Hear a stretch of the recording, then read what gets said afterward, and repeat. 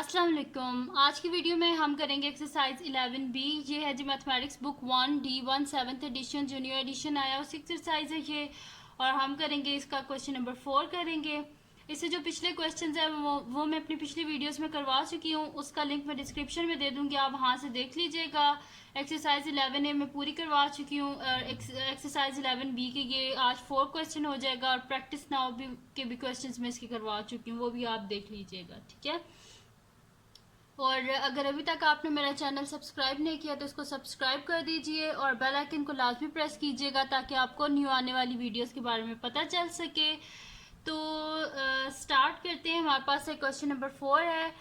तो question number 4 में हमारे पास एक स्केयर गिवन है, जैसे कि मैं पहले इसकी जो फिगर है यहाँ पे मैं बना चुकी हूँ, ठीक है।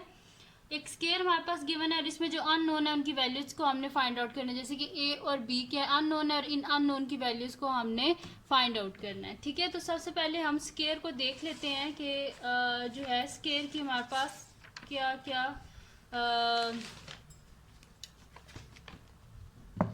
प्रॉपर्टीज होती हैं, ठीक है। तो स्केयर जो है वो हमारे पास ये है स्केयर, ठीक है। तो स्केयर का क्या होता है, there are 2 pairs of parallel side, 2 pair होती हैं पैरेलल साइड की, यानी कि ये दोनों साइड भी आपस में पैरेलल होती हैं और ये 2 साइड्स भी आपस में पैरेलल होती हैं। फिर उसके बाद लिखा हुआ है all 4 sides are of the same length, यानी कि ये जो चारों साइड्स हैं ये दिस एंड दिस, ये चारों की चारों इक्वल इन लेंथ होती हैं। फिर लिखा हुआ है all 4 angles are right angle, चारों एंगल किसके होते हैं, राइट एंगल होते हैं, यानी कि ये एंगल भी 60 डिग्री, ये भी एंगल 90 डिग्री, ये भी एंगल 90 डिग्री, ये भी 90 डिग्री का, ये भी 90 डिग्री का, चारों एंगल कितने डिग्री के होते हैं, 90 डिग्री के होते हैं। 2 diagonals are equal in length, जो डायगनल होते हैं ये वाले, ये जो हैं ये डायगनल और ये डायगनल, ये इक्वल इन लेंथ होते हैं। उसके बाद है जी हमारे पास के diagonal bisect each other at right angle, जो डायगनल है ना, इन्होंने एक दूसरे को जो बाइसेक्ट किया है ये राइट एंगल पे, यानी कि ये भी हमारे पास 90 डिग्री का बनता है एंगल, ये भी 90 डिग्री का, ये भी 90, ये भी 90 डिग्री का, सारे के 90 डिग्री के एंगल बनते हैं। फिर लिखा हुआ है diagonal bisect the interior angle, जो डायगनल है ना इसने बाइसेक्ट किया इंटीरियर एंगल को, यानी कि ये 90 डिग्री का हमारे पास पूरा एंगल था ना, तो इसने इसे हाफ में से बाइसेक्ट कर दिया, तो 90 का हाफ क्या होता है, 45 होता है, तो ये भी 45 डिग्री है, ये भी 45 डिग्री का एंगल है, ठीक है। तो ये थी जी बातें सारी जो हमने डिस्कस करनी थी वो कर ली। अब हम क्या करते हैं, क्वेश्चन को स्टार्ट करते हैं, ठीक है। तो अभी मैंने लास्ट में आपको बताया था कि जो डायगनल है उसने इक्वली बाइसेक्ट किया है, ठीक है। तो ये एंगल हमारे पास कितने डिग्री का होता है, 90 डिग्री का होता है, तो डायगनल ने इसे हाफ में से बाइसेक्ट कर दिया, ठीक है, यानी कि 2 पार्ट्स में कर दिया। तो 90 का हाफ क्या होता है, 45 डिग्री, यानी कि ये वाला एंगल भी 45 डिग्री का और ये भी 45 डिग्री का, दोनों को प्लस करें तो क्या बन जाएगा, 90 डिग्री, यानी कि राइट एंगल बन जाएगा, ठीक है। तो हम वही लिख देते हैं कि ए बी सी डी हमारे पास स्केयर है, यानी कि ये वाला एंगल भी 45 डिग्री का होगा, ये भी क्या होगा, 45 डिग्री का ही होगा, सही।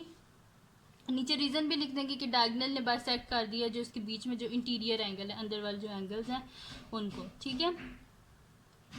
तो फाइंड हमने करना है, ए को फाइंड आउट करना है और सेकंड हमने बी को फाइंड आउट करना है। ए को तो हम इस तरह फाइंड आउट कर सकते हैं कि अगर ये 2 एंगल्स हमें पता चल जाएं तो हम फाइंड आउट कर सकते हैं। ये तो एंगल हमें पता है क्योंकि डायगनल ने बाइसेक्ट किया हुआ है, तो ये पूरा 90 डिग्री का होता है, तो इसका हाफ क्या हो जाएगा, 45, यानी कि ये एंगल तो 45 डिग्री का है।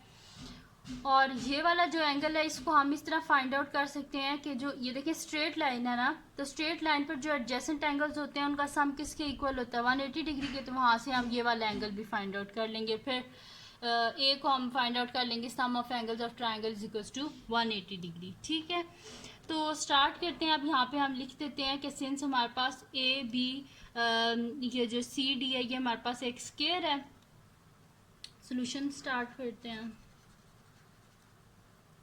हम लिखते हैं since A B C D is a square, ठीक है। ए बी सी डी हमारे पास एक स्केयर है, यानी कि इसमें हमारे पास ये जो एंगल है ना हमारे पास ये डी ए सी और ये बी ए सी, ये वाला देखें डी ए सी ये वाला एंगल और बी ए सी ये वाला एंगल, यानी कि ये दोनों एंगल जो है ये कितने डिग्री के इक्वल हैं, 45 डिग्री के इक्वल हैं। तो हम यहाँ पे लिख देंगे DAC is equals to BAC is equals to 45 degree. ठीक है, तो यहाँ पे मैं लिख भी देती हूँ, ये भी 45 डिग्री का एंगल है और ये भी क्या 45 डिग्री का, और 45 प्लस 45 क्या हो जाएगा, दोनों 90 डिग्री का बन जाएगा। सही है, तो डायगोनल बाइसेक्ट किया 90 डिग्री के को, तो वो क्या हो गया 45 और 45 में हो गया। ठीक है, तो अगर ये 45 डिग्री है तो हम कह सकते हैं ना कि फिर ये जो हमारे पास एंगल है DAE ये भी क्या होगा, यानी कि ये DAE ये वाला ये भी क्या है 45 डिग्री है ना, तो हम यहाँ पे लिख देते हैं हेंस हमारे पास DAE जो है वो भी क्या है 45 डिग्री है।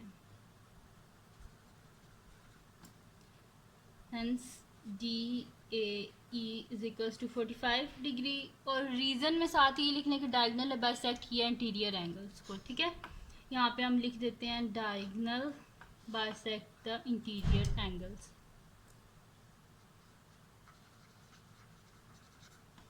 डायगोनल बाइसेक्ट द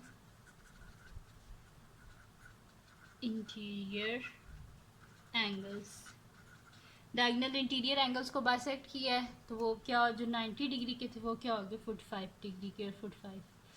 ठीक है, ये तो एंगल हमें पता चल गया 45। अब ये वाला हमने फाइंड आउट करना, तो हम इसको इस तरह फाइंड आउट करेंगे कि हम लिख देंगे कि ये जो हमारे पास है ना AED, ये वाला AED, ठीक है, AED प्लस ये वाला 82 डिग्री, ये क्या है हमारे पास स्ट्रेट लाइन है ना, तो स्ट्रेट लाइन है, इस तरह देखें स्ट्रेट लाइन है, तो स्ट्रेट लाइन पर जो एडजेसेंट एंगल्स होते हैं उनका सम किसके इक्वल होता है 180 डिग्री के। एडजेसेंट एंगल जिनका कॉमन वर्टेक्स होता है, ठीक है, वो होते हैं एडजेसेंट एंगल्स।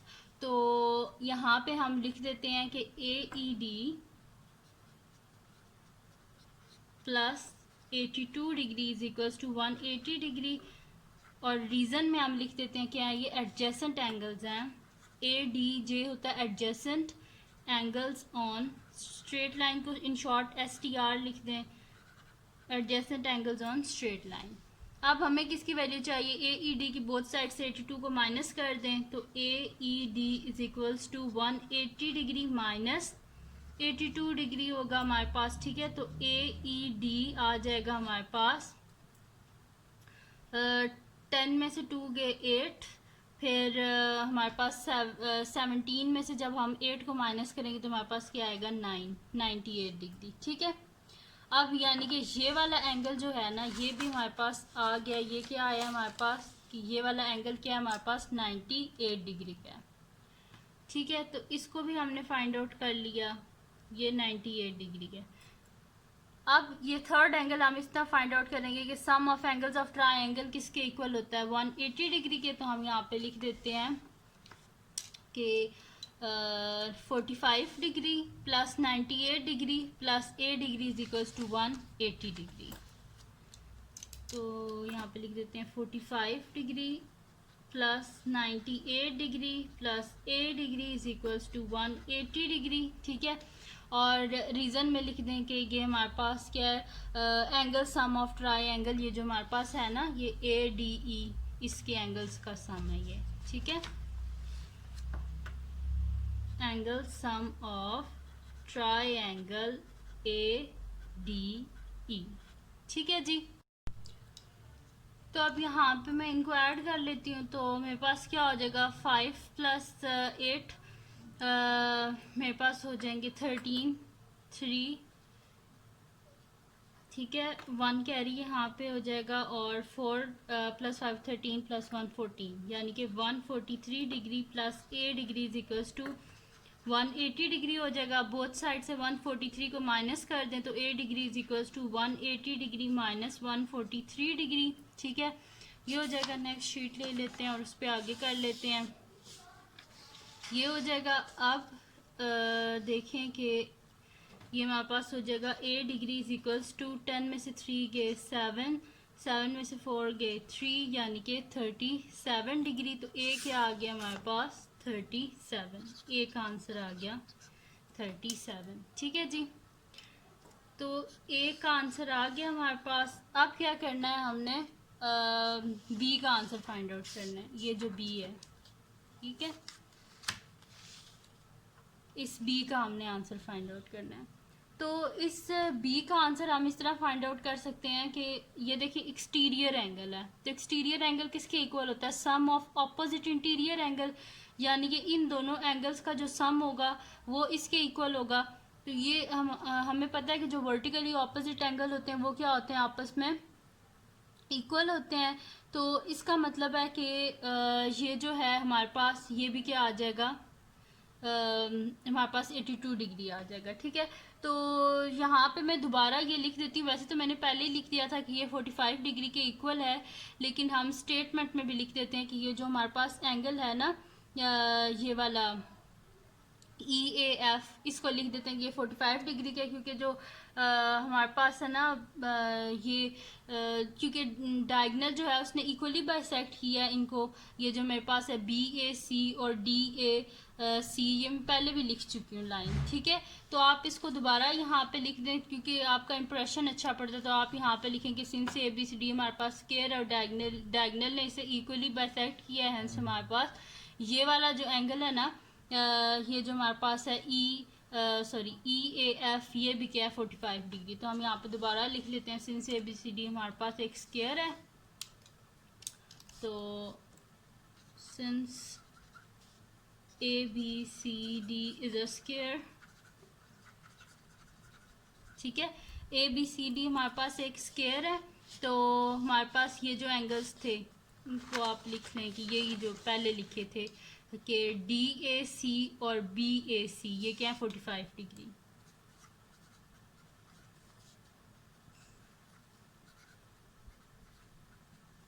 ठीक है, ये क्या है हमारे पास 45 डिग्री है। तो अगर ये 45 डिग्री है हमारे पास, तो इसका मतलब है कि ये वाला जो एंगल है ना, ये हमारे पास ये भी क्या है, EAF भी 45 डिग्री है।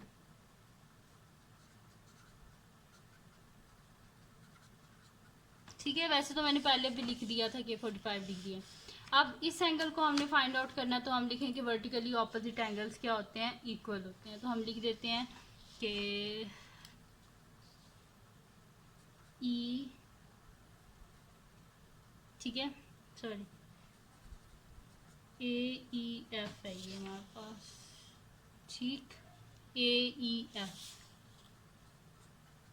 इज इक्वल्स टू क्या हमारे पास 82 डिग्री है, और रीजन में लिख दें कि क्या है, ये वर्टिकली ऑपोजिट एंगल्स हैं। ठीक है,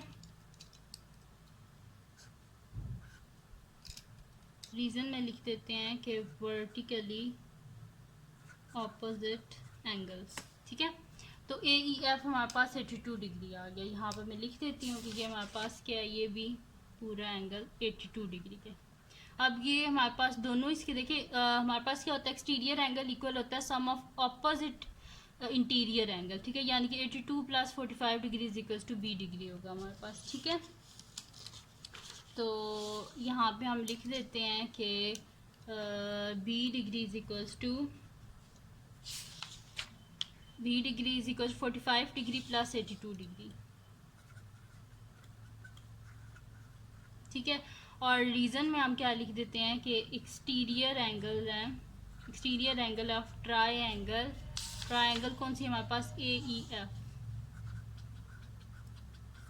ठीक है, अब इनको हम ऐड कर लेते हैं, तो हमारे पास क्या हो जाएगा, B degree is equals to 5 6 7 और 8 9 10 11 12 127 डिग्री, यानी कि B का आंसर क्या आ गया हमारे पास 127। ठीक है जी, A और B की वैल्यू फाइंड आउट करनी थी, तो हमने वो फाइंड आउट कर लिया। ठीक है, ये हो गया हमारे पास इसका A पार्ट। अब हमने इसका नेक्स्ट फाइंड आउट करना है, जो कि हमारे पास क्या है, इसका B पार्ट। ठीक है, तो अब उसको स्टार्ट करते हैं हम।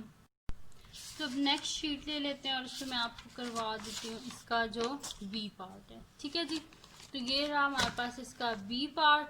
अच्छा, B पार्ट में भी हमारे पास एक क्या स्केयर ही है। ठीक है, अच्छा, इस स्केयर में हमने अननोन की वैल्यूज को फाइंड आउट करना है। तो इसमें अननोन क्या है हमारे पास, C और D है। ठीक है, C और D को हमने फाइंड आउट करना है। तो अभी जब हमने स्केयर की प्रॉपर्टीज पढ़ी थी, उसमें हमने क्या पढ़ा था कि ये जो चारों एंगल होते हैं, ये क्या होते हैं हमारे पास, ये भी 90 डिग्री का होता है, ये भी 90 डिग्री का, ये भी 90 डिग्री का और 90 डिग्री का, और इनको डायगनल जो है इन्होंने बाइसेक्ट किया हुआ है, ठीक है। तो इक्वली बाइसेक्ट किया हुआ है, यानी कि ये भी 45 डिग्री है, ये भी 45 डिग्री, ये भी 45, ये भी 45, ये भी 45, ये भी 45, इस तरह, ठीक है।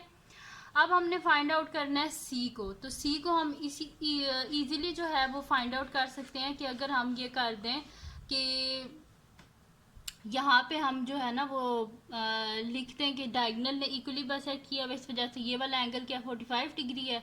तो अगर हम ये वाला ट्रायंगल ले लें, तो अगर एक एंगल 45 डिग्री और बाकी दो सी डिग्री और सी डिग्री हैं, तो हम इजीली सी की वैल्यू फाइंड आउट कर सकते हैं, क्योंकि हमें तीनों फिर पता होंगे एंगल्स, ठीक है। तो स्टार्ट करते हैं अब इसको हम, ठीक है। तो सेकंड जो पहले वाली शीट्स हमको नीचे रख देते हैं, चलो स्टार्ट करते हैं। सही है, हम इस तरह कर देंगे। तो यहाँ पे मैं सॉल्यूशन लिखती हूँ, फिर हम स्टार्ट करते हैं। वैसे ही करेंगे कि हम यहाँ पे लिख देंगे कि ये जो हमारे पास है ना ये जो बी सी ए है ये 45 डिग्री है। इसी तरह जो हमारे पास है ना डी सी ए, ये दोनों क्या 45 डिग्री के डायगोनल ने बाइसेक्ट किया हुआ है। तो उसका मतलब है अगर ये भी 45 डिग्री है, ये भी 45 डिग्री है, तो हम फिर कह सकते हैं ना कि हमारे पास ये जो ई सी एफ है, ये वाला जो थर्ड एंगल है ट्रायंगल का, ये भी क्या 45 डिग्री का ही है, ठीक है। तो हम यहाँ पे लिखते हैं कि सिंस हमारे पास ए बी सी डी क्या है, एक स्क्वायर है, ठीक है। ये हमारे पास एक स्क्वायर है, तो हमारे पास क्या हो जाएगा फिर B C A is equals to D C A, ये वाला डी सी ए, ये क्या है हमारे पास 45 डिग्री है, ठीक है। तो हमारे पास क्या हो जाएगा, ये 45 डिग्री का है हमारे पास,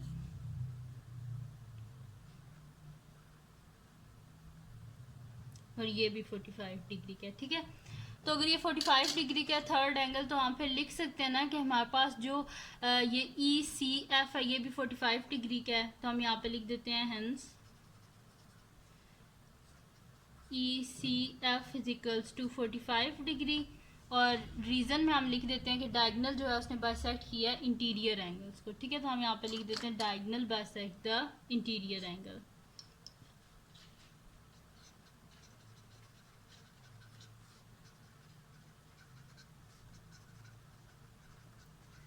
बाइसेक्ट द इंटीरियर एंगल्स, ठीक है। डायगोनल इंटीरियर एंगल्स को बाइसेक्ट किया, ठीक है जी। तो यानी कि फिर अगर हमें सी की वैल्यू चाहिए, तो sum of angles of triangle किसकी इक्वल होता है 180 डिग्री। तो हमारे पास हो जाएगा C degree plus 45 degree is equal to 180 degree, क्योंकि हमारे पास जो ट्रायंगल है सी ई एफ उसके एंगल्स का सम है ये, ठीक है। तो हम यहाँ पे लिख देते हैं C degree plus 45 degree is equals to 180 degree, और रीजन में हम लिख देते हैं हमारे पास क्या है एंगल सम ऑफ ट्रायंगल जो हमारे पास है सी ई एफ,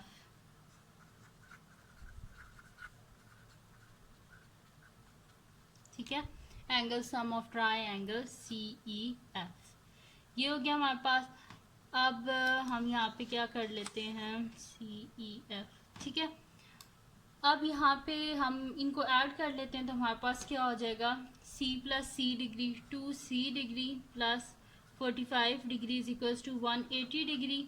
बोथ साइड से 45 को माइनस कर दें, तो हमारे पास क्या आ जाएगा 2c degree is equals to 180 degree minus 45 degree. तो हमारे पास हो जाएगा 2c degree is equals to 10 में से 5 गए 5, 7 में से 4 गए 3, यानी कि और ये आ जाएगा 135 डिग्री, ठीक है। 135 डिग्री आ गया, बोथ साइड पे 2 से डिवाइड करें, 2 1 से 2 हो गया हमारे पास, यानी कि हमारे पास आ जाएगा c degree is equals to 135 को हम क्या कर देते हैं 2 से डिवाइड कर देते हैं साइड पे, तो 2 हमारे पास होता है 6 ज़ा 12, 1 नीचे आ गया 15, 2 7 ज़ा 14, 1 आ गया 0.10, 2 5 ज़ा 10, ठीक है। यानी कि सी डिग्री हमारे पास आया 67.5 डिग्री, यानी कि सी का आंसर हमारे पास आ गया 67.5, ठीक है जी। अब सी का आंसर हमने फाइंड आउट कर लिया। अब हमारे पास एक ही अननोन रह गया जो कि हमारे पास क्या है डी है, ठीक है, ये वाला।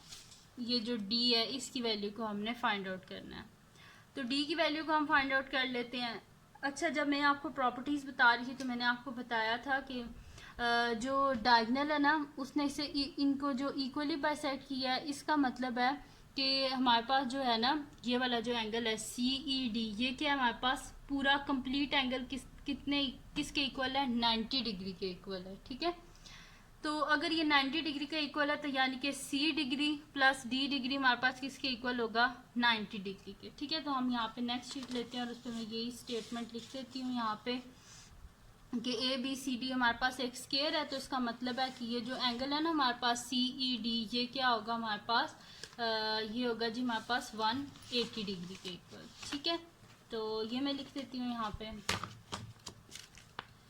सही। तो यहाँ पे मैं लिख देती हूँ सिंस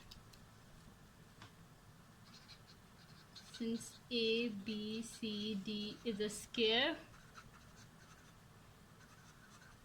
सो हमारे पास जो है ना सी ई डी ये क्या है, 90 डिग्री है। ठीक है, ये 90 डिग्री है इस वजह से क्योंकि डायगनल ने बाइसेक्ट किया है राइट एंगल पे इनको। ठीक है, तो हम यहाँ पे लिख भी दें बेशक रीजन में diagonal bisect each other at right angle, यानी कि जो आपस में जो बाइसेक्ट हुए ना डायगनल ये राइट एंगल पे हुए। ठीक है, तो रीजन चलो लिख देते हैं यहाँ पे कि डायगनल बाइसेक्ट ईच अदर